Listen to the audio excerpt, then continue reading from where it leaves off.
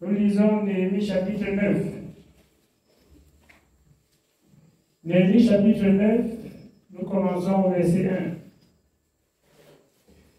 1. Le 24e jour du même mois, les enfants d'Israël s'assemblèrent revêtus de sacs et couverts de poussière pour la célébration d'un jeûne.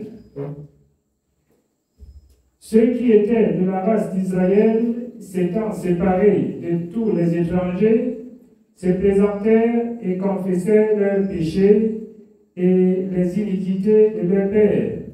Lorsqu'ils furent placés, on lut dans le livre de la loi de l'Éternel, leur Dieu, pendant un quart de la journée. Amen. Nous sommes dans Néhémie chapitre 9, à partir du verset 1. Pour d'autres qui comprennent, qui entendent et ne comprennent rien. Oui, ici, le peuple de Dieu, voilà à quoi c'est le jeûne. Le jeûne sert à s'humilier. Le jeûne sert à se rabaisser et à rechercher la faveur de l'Éternel. Et voilà comment nos prédécesseurs ont jeûné. Je dis ici pour attirer l'attention des enfants de Dieu qui prennent le livre de l'Éternel, même pendant qu'ils sont en train de s'humilier devant Dieu, il lit à peine 30 minutes, il a fermé. Il lit à peine 1 heure de temps, il a fermé. Il s'humiliait et il lisait pendant 6 heures de temps. Un quart de la journée. Oui. Bien-aimés, ici, c'est pour nous montrer combien de fois nous n'avons pas encore commencé le travail. Il faut que nous travaillions. Nous avons été édifiés sur le fondement des prophètes et des apôtres.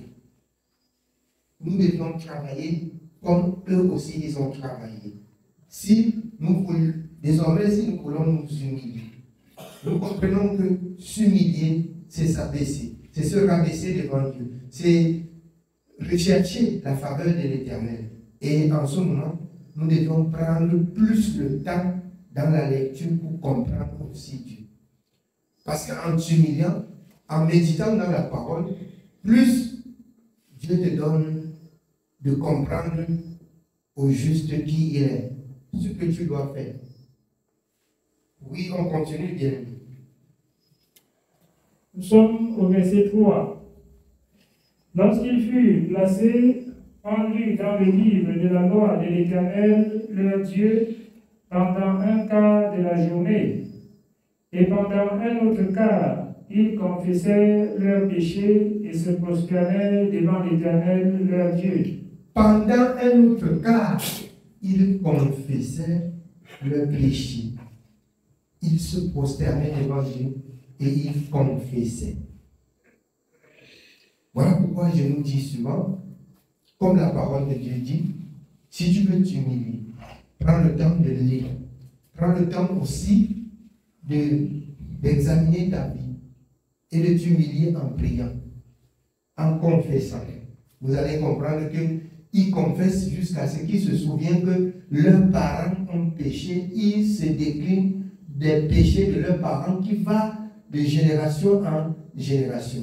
Il dit que Dieu les épargne de la malédiction parentale. Si les parents ont péché, Seigneur, si tu n'as rien contre moi, ne regarde pas non plus la vie de mes parents. Ne regarde pas non plus la vie de mes parents. Si je marchais dans ta justice, souviens-toi de ce que ton serviteur Ézéchiel a dit. Pour ceux qui craignent Dieu, Ézéchiel a dit, quand vous prenez Dieu au mot, c'est toi qui as dit par la bouche de ton serviteur Ézéchiel qu'il n'en est plus question que les parents ont mangé les raisins et les dents des enfants en ont été agacées. Il n'en serait plus question. Seigneur, souviens-toi de cette parole de la bouche de ton serviteur et sauve-moi. Oui, on continue. Nous continuons au verset 4. Josué Bani, Kadmiel, Skevania, Bouni, Skeredia, Bani et Kenani montèrent sur l'estrade des Lévites et criaient à haute voix vers l'Éternel leur Dieu.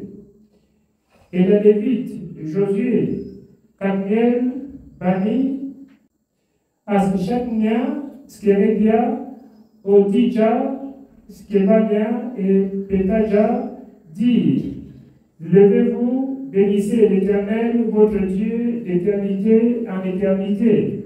Bénissez l'Éternel, votre Dieu, d'éternité en éternité, lui qui vous donne la sagesse par comment vous deviez vous conduire et être agréable à Dieu. Bénissez-le. Lorsque nous sommes humiliés devant Dieu, lorsque nous sommes repentis, alors la suite c'est quoi? C'est de bénir l'Éternel.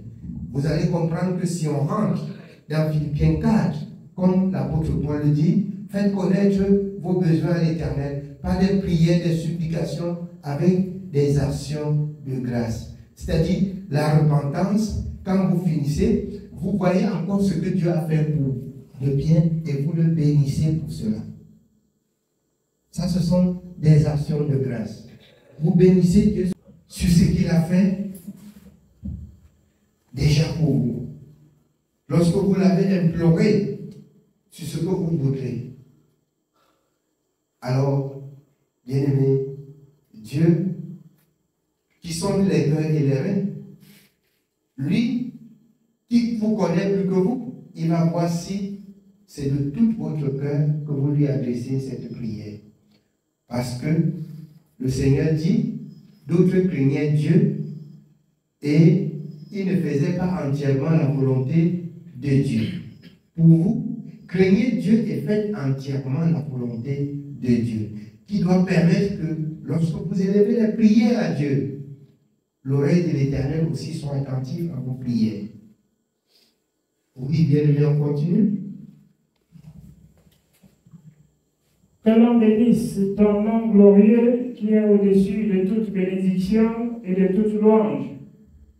C'est toi, Éternel, toi seul qui as fait les cieux des cieux et toutes leurs armées, la terre et tout ce qui est sur elle, les mers et tout ce qu'elle renferme. Tu donnes la vie à toutes ces choses et l'armée des cieux se prosterne devant toi. C'est toi, Éternel Dieu, qui as choisi Abraham, qui l'a fait sortir d'Ur en Chaldée et qui lui a donné le nom d'Abraham. Tu trouva son cœur fidèle devant toi. Tu fis alliance avec lui et tu promis de donner à sa postérité le pays des Cananéens, des Hétiens, des Amoréens, des Phérésiens, des Jébusiens et des Girgasiens. Alors Dieu a trouvé quoi en Abraham? La fidélité. La fidélité. Nous devions non seulement servir Dieu, mais être fidèles. Quand on parle de la fidélité, la ponctualité, l'obéissance, ce sont ceux-là qui partent sans chevaucher, qui obéissent sans désobéir, qui restent dans ce que Dieu a dit. Dieu a trouvé le cœur d'Abraham ainsi. Il s'appelait Abraham et Dieu lui a donné le nom d'Abraham. Et il lui fait sortir d'où il était pour le positionner dans un pays où il devait vivre encore plus à l'aise. On vient dans le Seigneur. Premier jour, on pleure. Après 1 an, on pleure. 2 ans, on pleure. Jusqu'à 10 ans, on pleure de vous. Vous n'avez pas encore rencontré Dieu. Vous ne l'avez pas encore connu comme il faut le connaître. Si tu le rencontres 1 an, 2 ans, 3 ans, 4, 5 ans, tu pleures toujours. Il y a problème. Il y a problème. Soit ta vie est mauvaise, soit la doctrine que tu écoutes est mauvaise. Dieu étant Dieu même, si tu l'aimes, la première des choses qu'on doit savoir de tout ton cœur, il ne peut pas permettre que tu demeures dans la mauvaise doctrine. Donc il y a un problème. Le problème véritable, c'est toi. Et nous savons, qu'est-ce qui nous met en séparation avec Dieu? C'est nos péchés. Quelle est cette église où on pointe toujours sur le péché? C'est le péché. Quand le peuple de Dieu va mal, depuis que je lis, depuis Genèse jusqu'à Apocalypse, les seuls moments que je trouve que le peuple de Dieu qui va mal, c'est quand il a péché. Si c'est l'épreuve, ça passe aussi vite. Mais le moment où le peuple de Dieu va mal jusqu'à ce qu'il gémisse, c'est quand le peuple a péché. Si vous voulez, lisez encore bien. Vous verrez que c'est ça. Dieu étant Dieu, l'apôtre Pierre a rendu témoignage. Quand Dieu l'appelle d'aller chez Corneille, et il voit ce que Dieu fait avec Corneille, il dit, je comprends plus clairement que dans toutes les nations, si quelqu'un craint l'Éternel, et observe ses commandements, il lui est agréable. Dieu va l'exaucer comme il a exaucé Corneille. Mais avant, ce n'était pas possible. C'était pas possible. Les incirconcis qui prononcent le nom de Dieu pour chercher quoi? Le peuple de Dieu s'allie avec eux pour faire quoi? Mais comment est-ce que Dieu a porté son regard sur Corneille? Bien qu'il craignait, sans le connaître, Dieu a suscité son serviteur d'aller vers Corneille. Donc, c'est pour dire aux enfants de Dieu, si tu crains Dieu, il ne t'abandonnera pas. Même si tu te trouves n'importe où, il va susciter quelqu'un qui va te tenir par la main pour te montrer le chemin. Sauf si ton ignorance te fait voir le chemin et refuser. Tu vas encore souffrir pour longtemps. Amen. Oui, bien évidemment. Et tu as tenu ta parole, car tu es juste. Et tu as tenu ta parole, car tu es juste. Tu vis l'affliction de nos pères en Égypte, et tu as entendu leur cri vers la mer Rouge. Tu opéras des miracles et des prodiges contre Pharaon, contre tous ses serviteurs et contre tout le peuple de son pays. Dieu a entendu son peuple crier vers la mer Rouge. On ne peut pas crier vers Dieu pour chercher le secours dans la justice, pour rechercher la justice où on va entrer. Dieu refuse. Dieu refuse. On ne peut pas. C'est un grand miracle même pour moi aujourd'hui qui témoigne. La souffrance avait fait de telle en sorte que je pleurais des nuits seul. Je me souviens une nuit, j'ai tellement pleuré jusqu'à j'ai dit que s'il y a vraiment un Dieu qui existe, pourquoi il ne me voit pas dans la souffrance? Mais Dieu avait planifié comme il fait chaque chose en son temps. Au temps marqué, il m'a visité. Ce n'est ni pas ma force, ni pas ma sagesse, mais la façon que Dieu m'a pris. Moi-même, je n'ai pas compris. Moi-même, je n'ai pas compris. Dieu a opéré de ce miracle terrible. Beaucoup de personnes comme ça de ma famille sont allées dans la religion. C'était un plan pour Dieu pour me prendre. Mon frère consanguin qui me tire dans la religion, je voulais voir seulement la main de Dieu pour moi. Parce que c'est quand on me dit là-bas que je commence à dire, mais s'il y a vraiment un Dieu, parlez-moi de ce Dieu. On me dit que sa parole c'est ça. Je me souviens quand j'ai acheté mon premier livre. je lisais, je pouvais lire toute une nuit. Je lis, je comprends comment Dieu a opéré, comment Dieu a agi, comment Dieu a agi. Je pensais que je pouvais comprendre une fois le tout. Je pensais que même une nuit là, je pouvais lire même tout ça. Bien que je lisais pas très couramment, mais je pouvais prendre beaucoup de temps pour lire, mais jusqu'à ce que je comprenne. Je peux finir même un chapitre comme ça. Je comprends qu'il y a quelque chose qui cloche. Je lis même 3 fois pour comprendre. Je relis. Je lis, j'arrive en bas, je comprends que je n'ai rien compris, je relis. Voilà comment la grâce m'a été accordée. Dieu m'a ouvert l'esprit pour que je comprenne le sens des Écritures. Le sens des Écritures. Le peuple d'Israël a pleuré quand ils allaient vers la mer Rouge. Dieu a dit, je descends et je vais sauver mon peuple. Oui, bien aimé.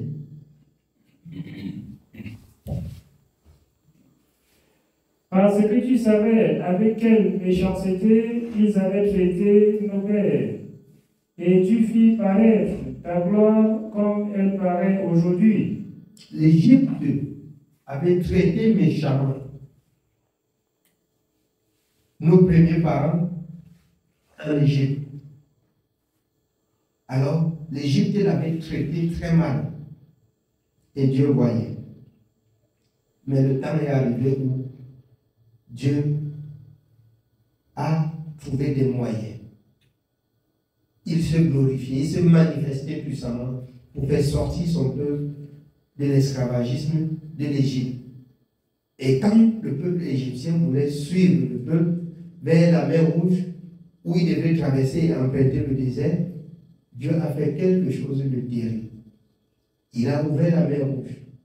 Le peuple a traversé à sec, comme si j'étais dans le désert. Et quand l'Égypte, l'armée de Pharaon voulait suivre le peuple, l'eau les a engloutis. Dieu démontra ainsi sa puissance et sa défense envers son peuple. Ça veut dire quoi? Si toi qui crains, il n'y a pas qu'on m'a attaché au village, il n'y a pas que ce sont les ennemis qui m'empêchent. Quand on a cru au Seigneur, quand on le suit fidèlement, alors tous les ennemis qui courent derrière toi, c'est Dieu qui coupe le pont. C'est Dieu qui met la séparation. C'est Dieu qui forme la barrière. C'est Dieu qui dit stop, ça suffit. Pourquoi? Parce que tu observes et tu crains son nom. Tu observes sa parole et tu crains son nom. C'est pourquoi il a agi pour Israël. Oui, bien aimé. Nous continuons au verset 11. Tu fendis la mer devant eux et ils passaient à sec au milieu de la mer. Mais tu précipitas dans l'abîme comme une pierre au fond des eaux ceux qui marchaient à leur poursuite. Tu les guidas le jour par une colonne de nuée et la nuit par une colonne de feu qui les éclairait dans les chemins qu'ils avaient à suivre. Tu descendis sur la montagne de Sinaï, tu leur parlas du haut des cieux, et tu leur donnas des ordonnances justes, des lois de vérité, des préceptes et des commandements excellents. Des commandements excellents, des lois justes, la vérité. C'est ce qui vient de la parole. Si vous gardez cela, si nous gardons cela autant pour nous, bien-aimés, sans cesse, Dieu ne peut pas fermer l'œil lorsque nous prions. C'est pourquoi Ésaïe, non, la main de l'Éternel n'est pas courte pour sauver, ni son oreille dure pour entendre nos cris. Mais si nous sommes dans l'état où Dieu ne veut pas, ça va arriver qu'on va crier, se fatiguer, mourir même, Dieu ne pourra pas agir. Mais si on se trouve dans la justice, dans la vérité, dans les lois justes, Dieu doit agir. Il ne tardera pas, il va agir. Amen. Oui, bien aimé. Tu leur fis connaître ton saint sabbat et tu leur prescrivis par Moïse, ton serviteur, des commandements, des préceptes et une loi. Tu leur donnas du haut des cieux du pain quand ils avaient faim, et tu fis sortir de l'eau du rocher quand ils avaient soif. Et tu leur dis d'entrer en possession du pays que tu avais juré de leur donner. Mais nos pères se livraient à l'orgueil et raidirent leur goût. Ils n'écoutaient point tes commandements. Ils refusaient d'obéir et ils mirent en oubli des merveilles que tu avais faites en leur faveur. Ils raidirent leur goût et, dans leur rébellion, ils se donnaient un chef pour retourner à leur servitude. Mais toi, tu es un Dieu prêt à pardonner, compatissant et miséricordieux. Dieu est toujours prêt à pardonner. Dieu est prêt à pardonner. Mais je vais vous dire quelque chose ce soir. Dieu ne te pardonne pas lorsque tu n'as pas pris conscience que tu as péché. Parce qu'il arrive qu'on pêche même et qu'on refuse de comprendre qu'on a péché et que Dieu est en train de nous reprendre. C'est un péché qui va rester devant Dieu intact sans être pardonné. Mais si on a ce regret profond, Dieu est tout puissant pour retourner et pardonner. C'est pour ça que Jean dit que ceux qui craignent l'Éternel ne pratiquent pas le péché. Il ne se lasse de pardonner. Mais quand il arrive qu'on ne prend pas conscience qu'on a péché, la conscience, là, je vais vous dire, ça ne vient pas d'un homme. Ce n'est pas un homme qui va détecter que vous avez vraiment pris conscience. Quand ça touche le cœur de Dieu, Dieu agit en vous. Dieu agit. Dieu te libère. Quand ça touche son cœur. Oui, bien-aimé. Mais toi, tu es un Dieu prêt à pardonner, compatissant et miséricordieux, lent à la colère et riche en bonté, et tu ne les abandonneras pas. Même quand il se fit un veau en fonte et dit, voici ton Dieu qui t'a fait sortir d'Égypte, et qu'il se livrait envers toi à de grands outrages. Dans ton immense miséricorde, tu ne les abandonneras pas au désert, et la colonne des nuées ne cessa point de les guider le jour dans leur chemin, ni la colonne de feu de les éclairer la nuit dans le chemin qu'ils avaient à suivre. Tu leur donnas ton bon esprit pour les rendre sages. Tu ne refusas point ta manne à leur bouche, et tu leur fournis de l'eau pour leur soif. Quand Dieu a pardonné, quand Dieu est avec toi, tu dois avoir à manger, tu auras de l'eau. Tu ne vas pas commander, tu ne dois pas misérer. Mais ce n'est pas la seule chose qui définit que Dieu est avec toi. Parce que le monde aussi réussit dans ce qu'ils vont manger et dans ce qu'ils vont boire sans être avec Dieu. Mais ça marche ensemble avec la justice de Dieu. Tu ne peux pas servir Dieu sur les voies justes du Seigneur et quelque chose te manque et te manque à excès. Non, ce n'est pas possible. Dieu, c'est la réussite.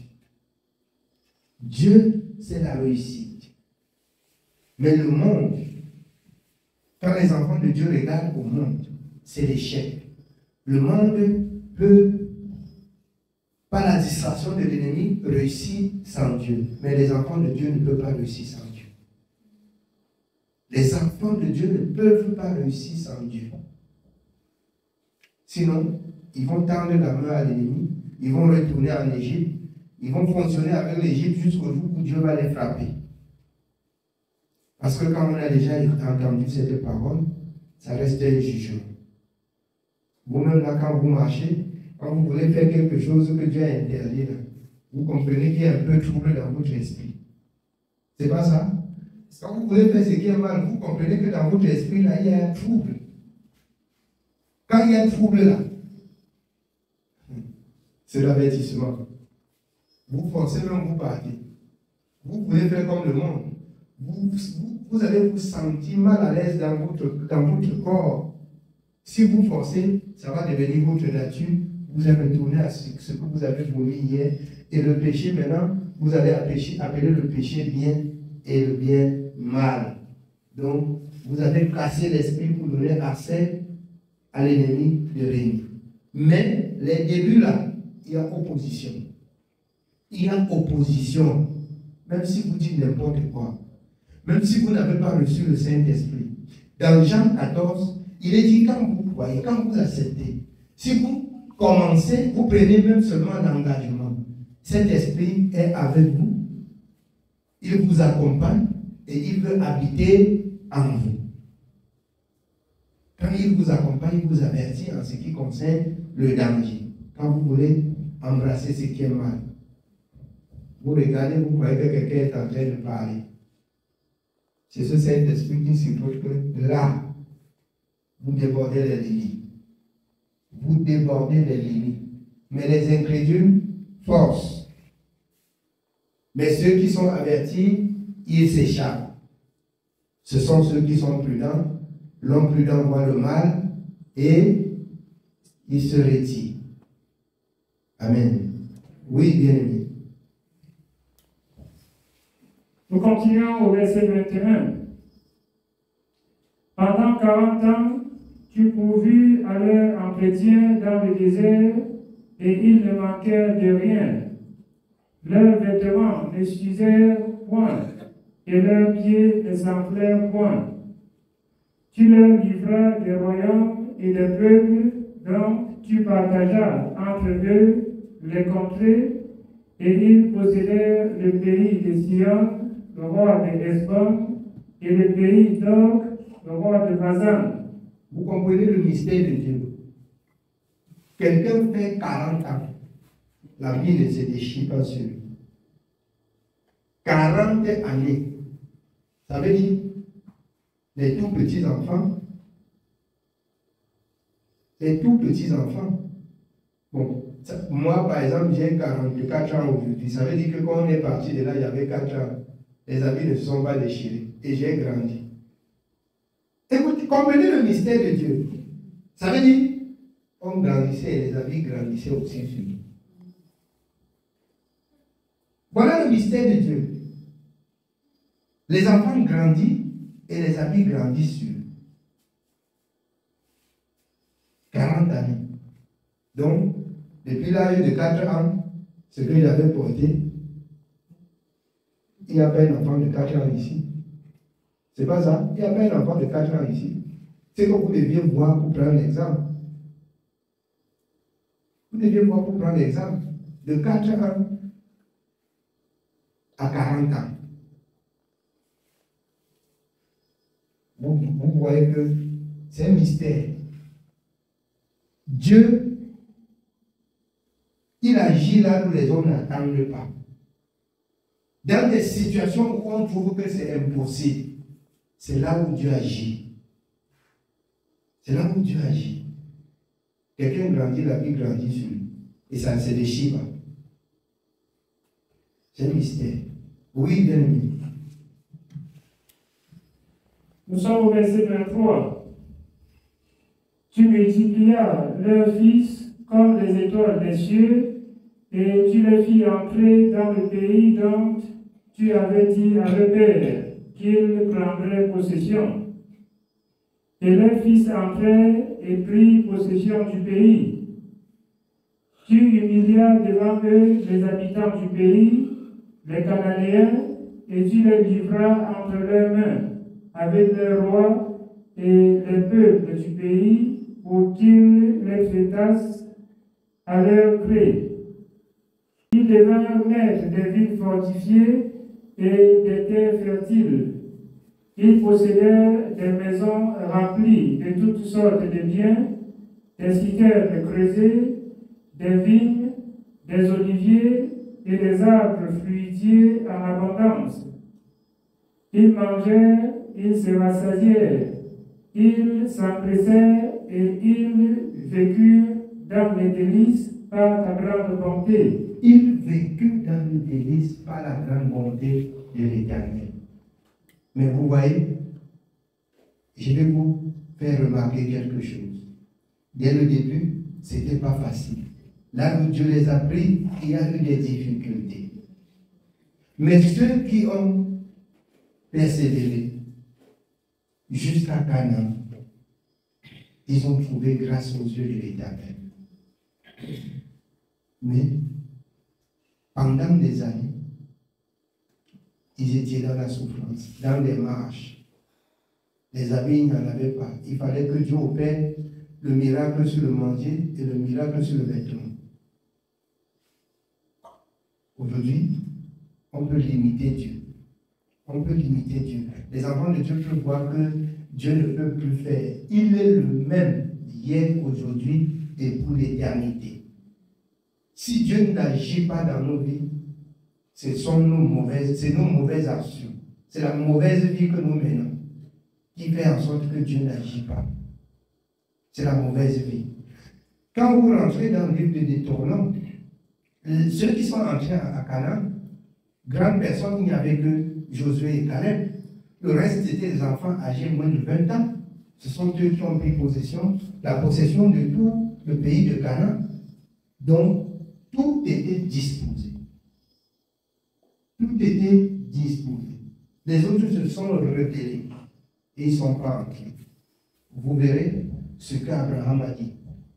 Pendant que le peuple d'Israël seront nombreux comme le sable de la mer, un tout petit peu seulement sera sauvé. Ésaïe le prophète. Un tout petit peu seulement. Beaucoup vont perdre la vie. Beaucoup, si le Seigneur revient maintenant, comme c'est écrit, est-ce qu'il va trouver la foi sur la terre? Est-ce qu'il va trouver la foi à l'église? Chacun réfléchit pour son âme de Dieu. Chacun réfléchit pour ses enfants. Chacun réfléchit pour son avenir. Je vous dis ce soir, notre avenir dépend de Dieu. Confions-nous à l'Éternel. Mettons en pratique la parole de Dieu. Et le lendemain sera meilleur comme ceux-ci qui sont entrés à Canaan. Amen. Oui, bien-aimé. Au verset 26. Néanmoins, ils se soulevèrent et se révoltèrent contre toi. Ils jetèrent ta loi derrière leur dos. Ils tuèrent tes prophètes qui les conjuraient de revenir à toi. Et ils se livraient envers toi à de grands outrages. Alors tu les abandonnas entre les mains de leurs ennemis qui les opprimèrent. Mais au temps de leur détresse, ils criaient à toi. Et toi, tu les entendis du haut des cieux, et dans ta grande miséricorde, tu leur donnas des libérateurs qui les sauvèrent de la main de leurs ennemis.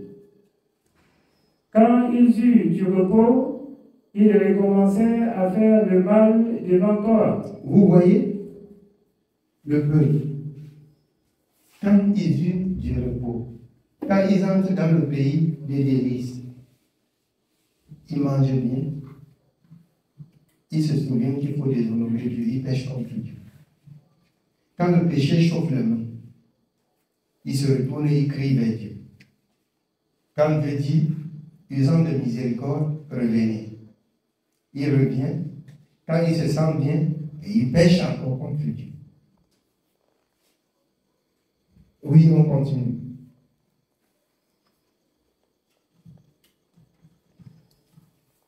Nous sommes au verset 28. Quand ils eurent du repos, ils recommencèrent à faire le mal devant toi.